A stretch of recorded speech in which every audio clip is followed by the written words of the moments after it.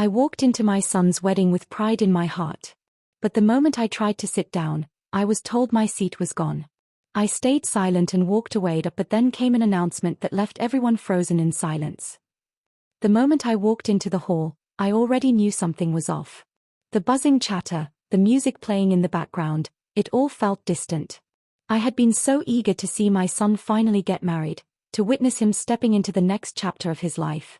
But what I didn't anticipate was the quiet sting of rejection that came the moment I stepped forward to take my seat. The seating arrangement was supposed to be simple, or so I thought. I had envisioned a joyful day, filled with smiles, shared memories, and, of course, my son beside me, acknowledging everything I had done to get him here. But as I moved toward the seat that had been assigned to me, I noticed a shift in the atmosphere. There was an uncomfortable silence, almost as if someone had pressed pause on everything happening around me. I took a step closer. And then I saw her, my ex-husband's new wife. She stood next to the seating area, her eyes trained on me. There was a slight tension in her posture, her lips pressed into a tight smile as she watched me approach. But it wasn't her presence that shocked me, it was her words. "This seat is taken," she said, her voice cold and matter-of-fact. My heart stopped. The shock wasn't in the words themselves. After all, I had expected some form of disrespect. It was in the fact that, after all these years, after everything I had done for this family, this was how they saw me. Not as a mother who had sacrificed her time, her health, and her dreams, but as an inconvenience. A side character in their perfect narrative. I stood there for a moment, frozen in place, my mind racing. I had come so far, raised a son on my own, built my life back up after the divorce, endured years of being told I wasn't enough. But in this moment, I felt small. Invisible. The words weren't just a slight, they were a final nail in the coffin of my years of quiet pain. I could feel the eyes of the other guests on me, some of them watching with hidden smirks, others pretending to be oblivious. But there was no mistaking the judgment in the air. I could have said something. I could have snapped back, demanded an explanation, called attention to the wrongness of the situation. But instead, I did the one thing they didn't expect, I stayed silent. I didn't raise my voice. I didn't cause a scene. I simply turned and walked away. As I stepped away from the chaos of the wedding, my thoughts started to spiral. Was this how it was going to be from now on? Was I always going to be the woman in the background, the mother who was never good enough for her own son? The more I thought about it, the angrier I became, but I wasn't going to let them see that. I wasn't going to give them the satisfaction of watching me break down. I retreated to a quiet corner, my heart pounding in my chest. The whole room felt like a whirlwind, spinning around me, and I was helplessly caught in its force. It had been years since I had seen my son look at me with pride. And now, after all the sacrifices I had made for him, he couldn't even offer me a simple acknowledgement. Was this the son I raised? Was this what he had become? My mind drifted back to the past, to the years of sleepless nights, of working 2, sometimes 3 jobs just to make ends meet. I had sacrificed my own happiness, my own well-being, so that he could have the life I never had. I had given up everything to make sure he never went without, to make sure he was happy. And yet here I was, standing on the outskirts of his life, like a ghost. It wasn't just the seat that hurt. It was the years of neglect, the subtle way they had made me feel like I didn't matter. Every holiday, every family gathering, every moment I should have been included in had been another reminder of how little space I occupied in my son's world. As I stood there, the hurt began to twist inside of me, deepening with every passing second. It wasn't just about this wedding. It wasn't just about the chair. This was years of emotional neglect and abuse, all culminating in this one devastating moment. I wanted to scream. I wanted to yell at my son, to tell him how much this hurt, how much his father's influence had taken a toll on me, how his absence had affected me. But I didn't. I couldn't. That wasn't the way I wanted to fight back. No, I wasn't going to make a scene. I wasn't going to give them the satisfaction of seeing me crumble. Instead, I decided on something quieter. More powerful. Something they wouldn't expect. I walked to the side and waited. I hadn't planned this. I didn't have a speech ready or a dramatic gesture in mind. But I knew one thing, I would make my voice heard, not through shouting or tears, but through a simple, undeniable truth. While the wedding continued around me, I calmly left the hall. I had prepared a letter earlier that day, a letter that I would leave with the officiant. It wasn't a letter for my ex-husband, nor for the bride. It wasn't even for the guests who had watched me walk away. It was for my son.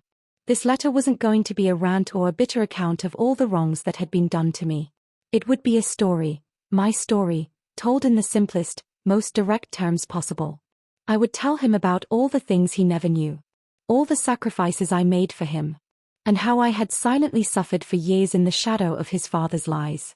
The letter wouldn't be loud. It wouldn't scream for attention. It would speak for itself. And as the ceremony continued, I knew the moment would come. The officiant would pause and read aloud my words. The silence that followed would be louder than anything I could have ever shouted. When my son heard that letter, when he finally understood what I had given up for him, he would realize the truth, that I was never the one who abandoned him. That he had been abandoned, not by me, but by the family who was supposed to love him. The pain of that moment wasn't going to break me. It would only fuel me. I wasn't just the woman who had been pushed aside. I was the mother who had been there for him, even when no one else was. And that, more than anything, would be what stood out in the end. It wasn't going to be a loud revenge. It would be quiet. It would be subtle. But it would leave a mark that nothing could erase. The officiant's voice echoed in the hall as he read my letter aloud. My heart was steady, but my mind was a whirlwind of thoughts. I hadn't expected things to unfold so dramatically. As the words left his lips, the first person to visibly react was the bride. She stood frozen for a moment, her eyes wide, her face pale. Her expression shifted from surprise to something much deeper, shock, disbelief, then a deep, growing discomfort. I watched her closely.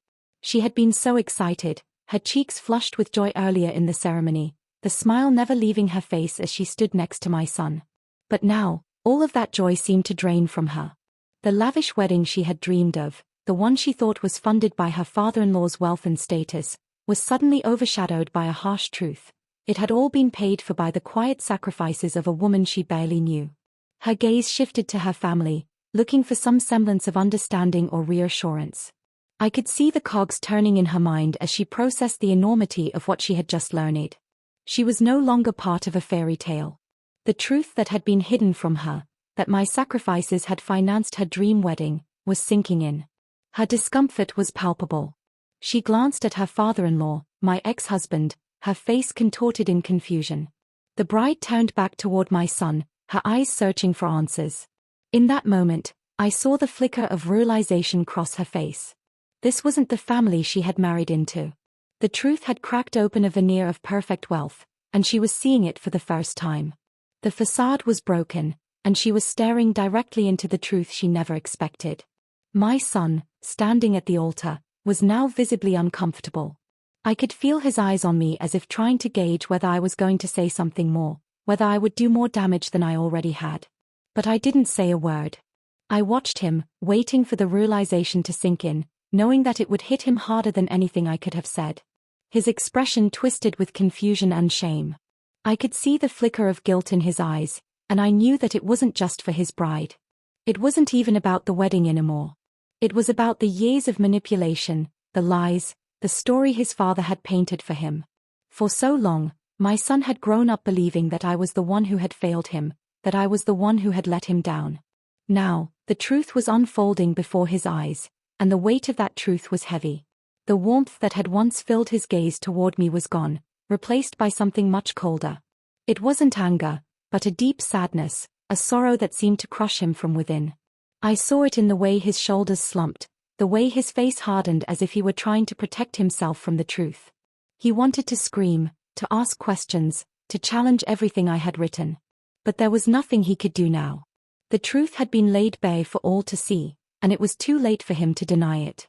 The guilt was written all over his face, and I knew in that moment that he would never look at me the same way again. The relationship we had, one built on silence and denial, had just fractured beyond repair. I had always hoped that my son would one day see the truth, that he would understand the sacrifices I had made for him. But now, as he stood before me, I realized it was too late for that. The truth had shattered everything, and he was left to carry the weight of that realization. As I stood there, observing the fallout, I turned my attention to my ex-husband. He had always believed that he was untouchable. He had painted himself as the pillar of strength and control in our family. But now, as the letter unfolded his lies and deceit for all to hear, he was no longer the man everyone admired. His face drained of color as the words hit him. His grip tightened around his glass, his knuckles white, and I could see the panic rising in him. He wasn't used to being exposed. He had spent years hiding behind his wealth, behind his fabricated image of success. But now, with each word that the officiant read aloud, his carefully crafted reputation was crumbling. I could see his frustration building. His eyes darted to the guests, to his family, to the people who had once looked up to him as a model of authority. But now, they saw him for what he truly was, a man who had manipulated the truth to his advantage. I could see the cracks in his facade deepening, and for the first time, I didn't feel any sympathy for him. He had played this game for so long, but now he was being forced to face the consequences of his actions. And it wasn't just him who was suffering the consequences. As the letter reached its end, the atmosphere in the room had shifted. The guests, the ones who had come to celebrate this union, were now uncomfortable, unsure of how to react. But it wasn't just the guests who were feeling the weight of the truth. The bride's family, who had eagerly aligned themselves with my ex-husband's wealth, began to withdraw. I watched as the bride's father exchanged hurried words with his wife. His once confident demeanor had faltered. The truth had shattered the illusion he had built around his daughter's marriage. He had married his daughter off to a man who, unbeknownst to him, was not the man he thought he was. The truth about the wedding's funding had exposed him, too, as complicit in the lie. The bride's family started to pull away, subtly, but the shift was undeniable. The support they had once shown my ex-husband was quickly dissolving. They had thought they were marrying into wealth, into a family with a reputation built on generosity and power. But now they saw him for what he truly was, a man who had used others to maintain his wealth and status. And as all of this unfolded, I realized that my silence had been more powerful than anything I could have done with words. The truth was the ultimate weapon. The letter I had written wasn't just an act of revenge, it was a final declaration of who I was, a statement of my strength and resilience. The truth was a force of its own, one that no one could deny. Years later, I would see the impact of that day, the way my son, now a father himself, would reflect on the truth I had exposed. He would look back on that moment, the moment when everything changed, and finally begin to understand the sacrifices I had made. The letter I had written would become part of our family's history, not just a tale of betrayal and manipulation, but a lesson in integrity, sacrifice, and the power of truth. My son would come to understand that, though I had been silenced for so long, my legacy would never be erased. The truth would echo through our family, shaping its future, and ensuring that I would never again be cast aside.